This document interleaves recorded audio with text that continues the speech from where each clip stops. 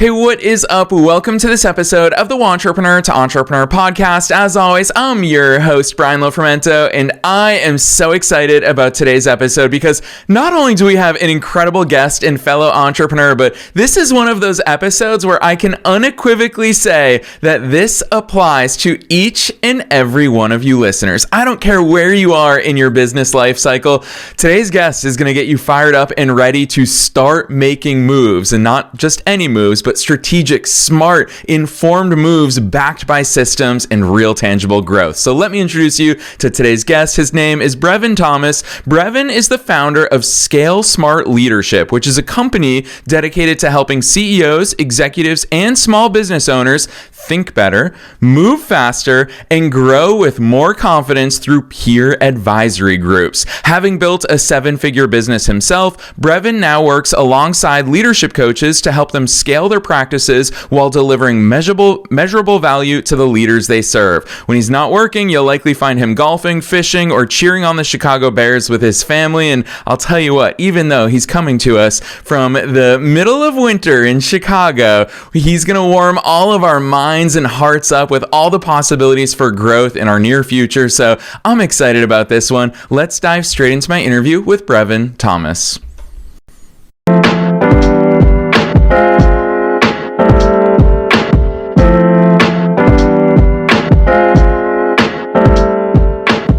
All right, Brevin, I am so very excited that you're here with us today. First things first, welcome to the show.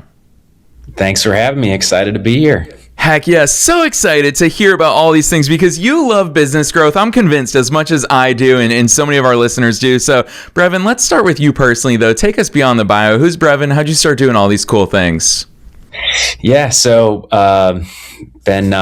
I've really sales marketing is kind of where I started from a young age, and always wanted to own and operate a business. But there's a lot of learning curves that go along into that. But a lot of it motivation from just family that's been in the leadership development space as well throughout my years growing up. But really, I just love helping others is the biggest thing that I've found in my work in doing this, is getting to help and serve others, whether it's growing their business, them personally, whatever that might be. But, growing and really growing something that's bigger than yourself has been a lot of fun and something that I enjoy helping others do as well. Yeah, so well said, because that is, I'm entirely convinced that that's the commonality across all entrepreneurs, is that we all want to serve. And I feel like we get in our way sometimes, especially earlier on in the journeys, where we don't recognize all the different avenues that we can go to serve people. So, Brevin, walk us through your entrepreneurial journey up to this point and where that service came from. What made you decide to actually take action? Because you didn't just recognize that you wanted to serve people, you actually took that leap. What has that journey looked like so far? Well, so my entrepreneur journey, I think, is going to be similar to, I would say, a lot of people. I mean, I started in a 9-to-5, once I got outside of school and as a young age, I was an outside sales rep for an IT solutions company here out of Chicagoland, and working with all types of businesses. And so just as a young buck out of school, not really knowing what the heck he's doing, but really got to learn a lot about business growth and kind of what that looked like from a really, really young age, and luckily had some great mentors in that business that were able to help and mold me to who I am today. But really, I mean, Brian, we're talking cold calling, door-to-door sales. I've done it all. And so just really getting to experiment with a lot of different methods, but really sales in itself is really kind of my passion and forefront of where I've come from. When I started with that company, you start with nothing, no book of business. I had $0, ended up doing over $1 million in annual sales at that company, just cold calling, so, and really kind of really grinding your teeth. And, as any entrepreneur, it's never easy in the beginning, and you have a lot of different ups and downs and learning curves, but really getting to kind of start from there. And then really then getting into more of the marketing aspect of sales and marketing, where I'm sitting there cold calling and I'm like, man, there's got to be an easier way to do business when we have this thing called the internet, right, Brian? So really, I got into digital marketing as well within those two aspects, in the sense that we can find our client avatar, so to speak, much more diligently, much more of the warmer type of clients that we want to work with. And that's how I kind of got into general business consulting and coaching services after that move there, when I was first an outside sales rep for an IT solutions company here in Chicagoland. Brevin, I'm glad that you've outed yourself already as loving sales and marketing, because I find that way too many entrepreneurs shy away from those two things in particular. But my big argument in any entrepreneurial circle is I don't think that we need to get good at sales and marketing. I actually think it's our obligation to be good at sales and marketing, because going back to your first point, if we have something that we can serve others with, then we have an obligation to actually get it in front of them. It's not enough to have a fancy website, to have a great product or service, and then not get it into the hands of people. It sounds to you, and I'm going to let you walk listeners through this, because I know how frequently listeners tune into podcasts and they think, well, then Brevin, it just sounds like that naturally came to you. But I've been in the game long enough to know that it's not natural, it's practice and it's reps. So Brevin, what's your response to people who might have that thought? About sales in general, and just kind of, I don't want to say like a fear or concern about sales, Brian, I guess is kind of where you're going with that question. And it being natural for others, whereas it feels tough for some people. Gotcha. Totally understand that question. And I've trained a lot of salespeople. And to be honest, Brian, it's a huge myth in the industry when it comes to sales in general, where you need to be like this big, boisterous personality, outgoing personality. Some of the best sales reps, myself included, and some of the ones that I've trained over my time and just within other companies, has been people that are good at listening, are good at listening to also their, the feedback that they're getting in actual conversations with potential clients, and then iterating that feedback. Because at the end of the day, and entrepreneurs sometimes don't want to hear this, but if you don't have sales, you don't have a business, right? If there's no sales coming in, you're not going to have any revenue, thus no business. You can have a great product, and I've talked to a lot of entrepreneurs that have had great products and helped those businesses, but if they don't have a good sales process that's diligent, you're going to be running into a wall, or even not even getting over that wall, or even getting your first sale if you don't really make this kind of your skill of getting good at and understanding. Doesn't mean you need to do it forever as an entrepreneur, right? I have now people that basically I call them our director of coaching, but there are, they basically help with the sales aspect of this. Like I train them essentially to kind of do this, but it's important to know that there's a lot of big myths out there, that it's not as big as scary as it needs to be. You just need to be patient and listen to the feedback from those initial calls and be good at listening.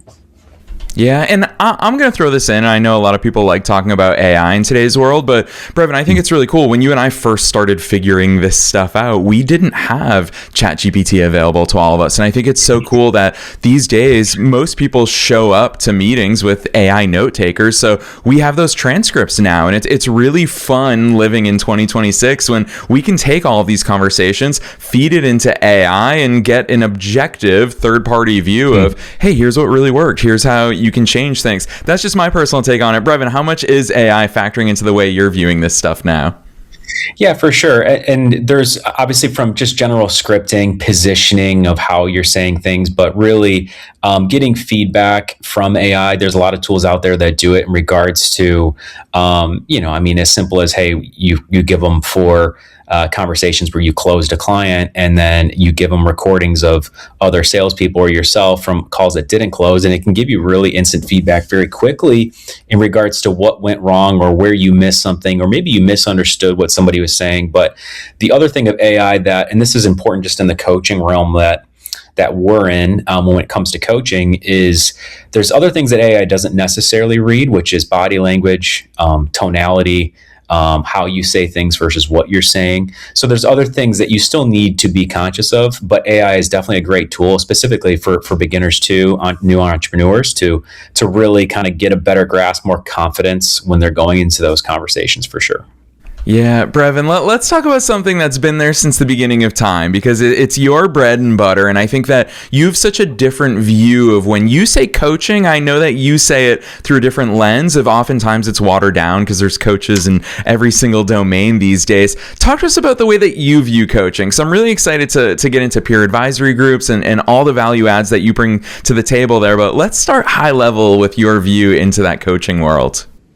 Yeah, coaching is just really helping and serving those business owners. So really how I like to explain it the simple way is getting that needle to move in the other direction, right? In the business, whether it's people problems, whether it's profit problems, whether it's planning challenges you're having in the business, there's this needle here and it's either going this way or it's going this way. And so from a coaching perspective, what I like to have is actual tangible results when it comes to coaching, not just like, hey, try harder next time, like having actual tangible results when it comes to coaching. That's something that's big with what we do. I know there's a lot of other coaches. There's all these different assessment tools, philosophies when it comes to coaching out there. What's really cool about our organization is we're really big on anti-cookie cutter, meaning there's not one approach, one way that works for every single business out there. That would be naive to think that. And so what's really cool about our coaches and our roster is we have coaches from different backgrounds, different philosophies and approaches, and we try to tailor and couple that with the coach and obviously the leader itself. So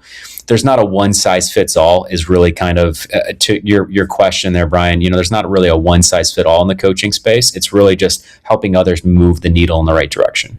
Yeah, I love that, especially because, we all experienced it as students growing up. I'll lean on education. The way that you wanted to learn algebra is very different from the way that I wanted to and needed to learn algebra, which is why so often we find ourselves in a classroom setting saying, gosh, why am I just not getting it? But it is because we all are unique and we have those different needs. And I find it so fascinating, the way that you've structured ScaleSmart. I love the concept of peer advisory groups. And Brevin, I would argue that every entrepreneur should be in some sort of peer advisory group. What does that look like for people who have never experienced the benefits of that? Well, so not only that, but never experienced coaching. And I think this is and obviously we're biased. We're a peer coaching company. So, I understand that. But where I believe the needle moves the fastest, people get faster results, is they're in a group of other like-minded leaders. So for example, I've got a group where it's executives in large hospitals in the US. There's 10 of them. That's like, solving $1 million problems in a different aspect, in the sense that not only for, the business side of the hospital, but also their patients and who they're looking to take care of. And so what they get to do in that setting is not only just bounce ideas and concepts, but, if a leader comes to a peer group meeting, they're like, hey, I've got this problem. And then their peer goes, oh my gosh, I just solved that problem 6 months ago. Here's how to do this. Here's where to start first. And why not to do this? That's the mistake I made. And so what ends up happening is it's more of a collaborative effort versus just you and a coach really trying to say, hey, you need to go this way. You have other like-minded leaders in that same room all getting results or struggling with certain problems, and you're actually able to push through, in my opinion, much faster when it comes to a peer-to-peer group concept. Our groups also have an aspect of one-on-one with their coach. So there are certain conversations that aren't meant for the entire group, which is why we have a nice hybrid version of group sessions as well as one-on-one with their coach. Yeah, I've got to ask you this because I know a lot of people will have experience. Some might lump it in with networking. I'll call networking out right now because a lot of people have been to networking groups where it's fun. You meet people, you talk to people, you maybe brainstorm, you ideate, you do a lot of talking, but not much gets done on the back end of a lot of these group settings. How's the peer advisory group and the approach that you guys are using? How's that different so things actually get done? Yeah, really simple, because we have we hold each other accountable in those group meetings. So each week someone brings a problem to the table. The next month that we have a conversation as a group, where are we at with that problem? So there's no hiding from your issues or anything that you're having within your business. And if you're not taking actionable steps forward, that's going to be called out in those sessions. Also, the one-on-one aspect, like I just mentioned earlier, holding somebody accountable to the plan that they're having. It's just like getting coached when you're trying to lose weight, is the easiest way to explain is like, everybody has like these communities that they're in, and there's all these other people losing weight just like them. But if they don't have that one-on-one person that's holding them accountable to the plan, to where they're at, they're never going to get results, right? Or they're not going to get as results as quickly as possible. So that's really kind of how we counter that, in the sense that it's not just a networking group. Obviously, there is a sense of networking and companionship in any type of group setting. That's normal. But with our groups, it's really about one thing, which is results. And so if you're not getting results, and they're also seeing results happen in other of their peers, maybe in the same business, similar size companies, similar types of leadership styles. And so they're seeing others get results. There's no reason they can't get those same results.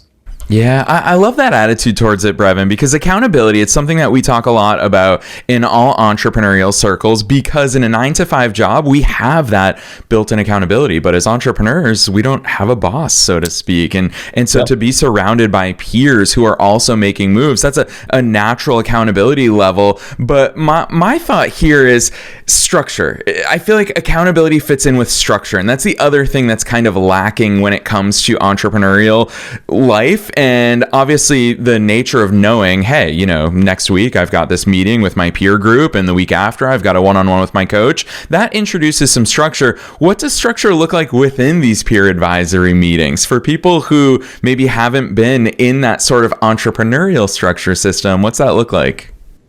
Well, there's different topics that they're going to go through with each group. And by the way, each group is set up and run differently. So what I'm saying today is a little bit more high level than what a specific leader might have in their actual group. So for example, if I have a group and it's chief operating officers, there's 10 of them, and they're all in $50 to $100 million non-competing industry companies, there's going to be a different subset of problems and topics they'll be discussing in their groups. But from a general aspect, there's a lot of different topics that we go through when in those group sessions, from, obviously payroll, taxes, operation, finance, sales, marketing, all of those things, right? The normal hot button topics within any business. But again, going back to my first original comment, it's kind of hard to identify what that exactly is, because it's dependent on who's in the actual group and who that leader is. And that's what's very different about our groups, is there are very general peer-to-peer groups out there, our competitors, and they're set up based on kind of like an area of leaders.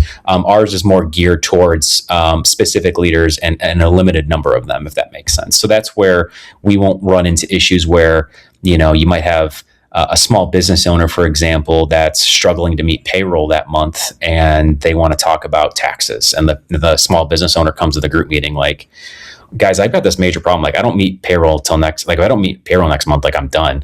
And we're talking about taxes. And so it avoids that whole issue when it comes to peer-to-peer groups where it's very cookie cutter, if that makes sense. Yeah, not only does it make sense, but Brevin, I feel like we're getting a glimpse into the way that you think strategically and super intentionally, because obviously right now we're talking about the nature of the groups themselves, but I want to put you on the spot to also talk about the coaches aspect of it, because it's really clear to me from the outside looking in that you are equally strategic and intentional about how you're lining up the right coach for the right groups. Talk to us about that. For a lot of people whose eyes will turn straight to the group part of it, it's also really cool to see how supported the coaches are in the structure that you've built. Yeah, and that's kind of the big differentiator with what we do as well, because what we do for our coaches is really unique, because a lot of our coaches have never run a peer-to-peer group advisory group before. So we obviously help them provide the structure, the processes to do that. What is the pricing? What does a contract look like with them and the leader? Basic operational structure. How is a group typically run? But on the front end of things, we actually help the coach with filling the groups. So, from a marketing perspective, all the coaches really responsible for is the relationship and taking enrollment calls and then getting members into the group. So actually help the group fill the group as well from a marketing perspective, which again goes back to our value proposition that I kind of mentioned earlier, which is our groups are very tailored to a specific audience and then to a specific coach. So we help them with that aspect, because a lot of our coaches they have a genius zone, is what I like to call it. And their genius zone is coaching and helping others and being in relationships and having those conversations, not necessarily all the other business functions of a business. And so we really get to help them with both those pieces as kind of like a fractional chief marketing officer and a fractional chief operating officer. And then the coach is just kind of in the middle, getting to focus on what they love to do. And so our model is very unique in the sense that we're going to help them with both of those aspects when it comes to running the group. On the flip side, we also look for established coaches. So we're not just looking for anybody that's never coached before or has never done it before. We're looking for established coaches that have been there, have done it. Maybe even flip side on the corporate or business side, maybe if they bought and sold multiple businesses and now they're coaching full time. And so they have a lot of what I call skin in the game to actually have credibility when it comes to helping these leaders, is because they've been there, they've done it from an experience standpoint. So it's definitely something that we look for when we look to hire and interview coaches. Hearing you talk about that, Brevin, it's so clear to me that you get to step into the executive function of your business because you're thinking about all these different things and putting the right people in the right places with the right tools so that they do get to focus on their zone of genius. So I'm going to totally put you on the spot now as the founder and CEO. How do you structure your thoughts? How do you structure your strategic time? What does your calendar look like on a weekly, monthly, quarterly reflection basis? I'm super curious for you to take us behind the scenes there. So there's a couple different aspects of what I do. I have a lot of great team members here. Our director of coaching, James, Trevor, our fractional CMO that works with a lot of our coaches, clients, our coach success manager that works with all of our coaches as well. And so, what I basically am doing is working in tune with all of those individuals on a weekly basis, just making sure that everything is staying afloat and also going in the right direction. But, doing stuff like today, doing some branding stuff, kind of getting our name out there as well is important. But also I meet every single coach that runs one of our groups. We have about 100 or so coaches that run groups underneath our brand and umbrella. And so I meet with them before they start with us, or if they're going to start with us, I interview them. So I'm a part of that process as well, because it's important for myself, our team, to be aligned with a coach, that we are aligned from a values perspective, where they're looking to go in their business, where we're looking to go in our business. And those two things mesh is important, especially when it comes to the leaders we're looking to impact. So really, my brain is just really structured into two boxes. There's coaches, working with them, and then also the actual operation side, which is like the leaders that we're working with and making sure that the groups are running successfully. And so just being in harmony with the team members that I have in charge of those two departments is really kind of what I'm doing on a weekly, daily basis. And then that third bucket, I guess you could call it, is more of kind of vision. Where are we going to be going in the next few years here? Because my goal in life has always been, I want to help as many people as possible. And how do we do that, right? And so obviously there's in entrepreneurism, you have these big goals, lofty goals, but there's little steps and milestones along the way that are part of the journey that is important to be patient and understand what that is. So that's really kind of what I'm been doing with the company, is just keeping it on the right pace and making sure we're not skipping any of those milestones and trying to take any shortcuts per se. Which I feel like is the perfect segue into the exact name of your business, ScaleSmart. I want to go there and pick on that with you, because a lot of listeners, their ears will perk right up and say, 100 coaches, how the heck are you ensuring the quality along the way? How the heck are you ensuring that standards are met? How are you assuring that you even have the same definition of excellence? You obviously, Brevin, in your role as founder, you are responsible for also creating that culture, that team environment. Mm-hmm. What has that looked like? How have you done that across the scale that you've achieved? Because it only gets harder the bigger you grow. Oftentimes people think, things are going to be so much easier when we reach a certain point. It introduces way more complexity. So Brevin, take us there. You're 100% right. And so the big KPI, key performance indicator we look at with all of our groups is retention levels. Okay. And so what that means is, for groups, is if a leader is going to sign up and be a part of a member of a group, it's typically going to be 6 months or a year long. And so at the end of those engagements, we look and see, okay, how many members, let's say they have 10 members in a group, let's say 2 are leaving. Are those 2 leaving because of normal reasons, like they're retiring or they're selling their business, they don't need the service anymore? Or are they leaving because they're just not getting value from the group, meaning they're not seeing change and transformation, seeing that needle go in the other direction? So we really dive into all those key indicators every month and quarter, is really how we stay on that, is just from a data perspective, because no one's going to continue to pay and show up for membership fees if they're not getting value, right? So we really look at that retention level as the key indicator in regards to all of our groups. Yeah, and that's cool to hear, because I feel like this is also something that we all need to balance as founders, is that short term, hey, actually, I'm just going to lean on, I love this entrepreneurial cliche, which is you're always building two businesses simultaneously, the business that you have today and the business that you're going to have 5 years from now. And really hearing the fact that you are monitoring those metrics, those are real time. That is the health of your business today. But I want to combine that with that other ingredient that you introduced us to, is the visionary stuff, that you take that on yourself and you say very intentionally, I also have to wear this hat. When you're sitting down in visionary mode, what's the timeline that you're looking out at? What are the questions that you're asking of yourself? I'd be super curious for you to take us there with you. Well, so the number, we want to help as many people as possible, right? So we have about $4 billion in revenue within all of our groups of like the companies that are working with our coaches, right? And so what I look at from a visionary perspective is, because the market's always moving from a coaching industry standpoint, the business leadership executive coaching industry is close to 5 billion according to Forbes. And so, and it's grown by 2 or 3 million since 2019. So it's a booming industry as it is, but that's because just everything's moving very quickly in our space. And so, just making sure we're understanding the visionary aspect is really just understanding, are we impacting those leaders and what is the leader looking for?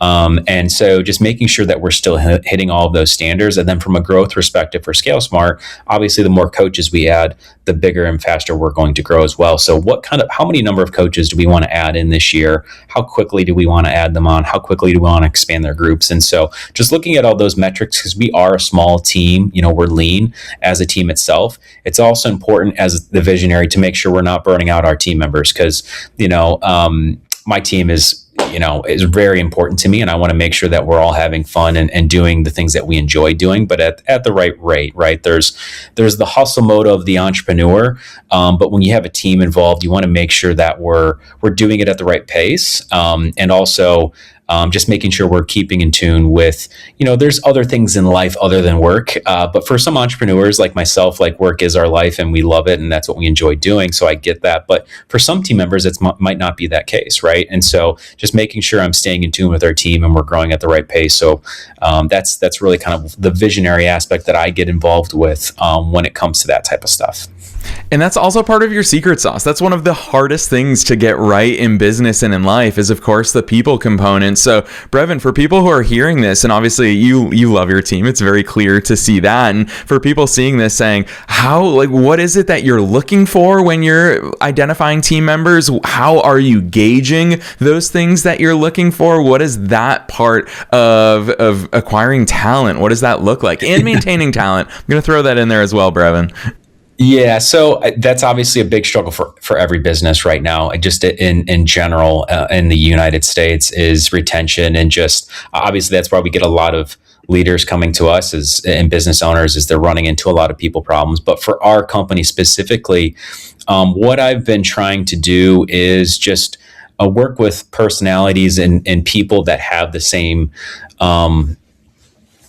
I call it batteries included when it comes to working with us, in the sense that their energy and how they work is, they're not just somebody that sits on their hands. And this is something that I've learned from, I know a lot of business owners that have run successful businesses, and that's something that they've been able to incorporate into when they hire, is they're looking for somebody that has batteries included.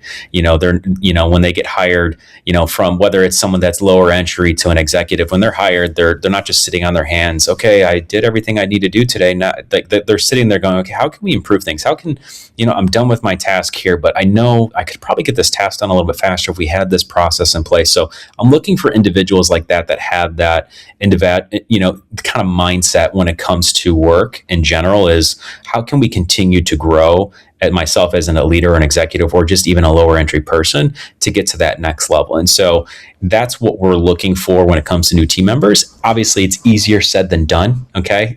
We've definitely hired people that aren't a fit, just like any business does. And that's going to happen. But feedback and iteration is kind of what I've always gone to. Is just the simple strategy of like, okay, so this happened. What's the feedback? All right. What do we need to iterate in the next process when we go about hiring for this role? Brevin, I'm really grateful for you sharing that with all of us here today, because not only is it difficult, but I feel like it really ties in with some things that you said a little bit earlier in our conversation that I really want to explicitly call out for listeners, because what I'm hearing is, it's a term I've been obsessed with for the past 12 months, is high agency in people. You call it not sitting on their hands. And I love the type of person who, essentially, our goal behind the scenes at all my companies is we want to hire other entrepreneurial type people, because they're just going to proactively go forth and own things. And that's the thing that I really want to call out from earlier on that you shared with us, is when you talked about your executive function, you immediately, when you talk about your head of coaching, you said, yeah, they own that part. There's real ownership inside of the team structure that you've built. So huge kudos to you for cultivating that in your organization, for trusting the people that you've brought on board, and really for enabling them in all of those powerful ways. So Brevin, all of that in mind, you've dropped so many nuggets of knowledge. I can't believe we're already at this point where I'm going to ask you the final question that I always ask, and that is, what's your best piece of advice for listeners? Knowing that we're being listened to by both entrepreneurs and entrepreneurs at all different stages of their own growth journeys, what's that one thing that you want to leave them with today? That's a great question. And so the one thing that I'll leave, I would kind of have two different answers for the entrepreneurs, and then also the entrepreneur buckets, if I can give you two answers, if that's okay. Brevin, we'll absolutely take a bonus. Okay. So for the entrepreneurs, because I've been that entrepreneur, okay, I've been that person in the 9 to 5. Is really, you just got to, from a time management perspective, you really have, it's what you're doing after it's the 5 to 9 after the 9 to 5 is really what's important and what should be your focus, because there's a big jump that you're going to make when you eventually leave that 9 to 5, and just really having that mindset of, okay, for the next month, year, whatever that might be, I'm going to really have to hustle in that 5 to 9, and just being focused and not being super distracted to the shiny object syndrome that is out there all over the place, whether it's TV, Netflix, or whatever that might be. And so just being focused on that for the next year or two. And then for the entrepreneur, is really just feedback and iteration. And so as you're going through and building out your business, don't be afraid of failure. That's the biggest thing that I've learned over the time, is that was kind of something in the back of my mind as I, stuck my shingle out there 8 years ago, is this, you're going to fail. And so when you do, what's the feedback? And then let's iterate that feedback. And that's just part of the process. And so those are the two nuggets that I would leave for both those buckets, Brian. Yes, I love that. Failure is part of the process. I don't believe we can repeat that too many times. I believe that we always need that reminder, because, listeners, spoiler alert, myself, Brevin, we all continue to experience failure in so many different forms all the time. It doesn't matter how many years you are into the journey, doesn't matter how many team members you have, what your revenue numbers look like. Gosh, Brevin, that's the real advice that we all need time and time again. So super grateful for that. I'm also really excited for listeners to actually see the stuff that you're doing, because you and I talking about it, that's fun on a podcast, but for them to actually go forth and see the incredible things that you've built. For listeners who want to find you and all the cool stuff you're doing, drop some links on us. Where should listeners go from here? For sure. So our website is our company is ScaleSmart Leadership, but our website is actually ScaleSmartLeaders.com. And you can go there. You can see the different blog posts, the different types of coaches that we work with, types of executives we worked with. There's also an application link there as well. There's a frequently asked questions section. Whether you're a coach or whether you're a leader looking to work with one of our groups, there's a lot of good information on there that you can learn about our coaches, and also about the companies that we work with and everything like that. So ScaleSmart Leaders is the main link that you would want to go to check things out. Yes, and listeners, you already know the drill. We're dropping that link down below in the show notes, no matter where it is that you're tuning into today's episode. So if you are driving, have no fear. You don't have to remember it. You can just click right on through directly from the show notes. So Brevin, on behalf of myself and all the listeners worldwide, thanks so much for coming on the show today. Thanks for having me, Brian.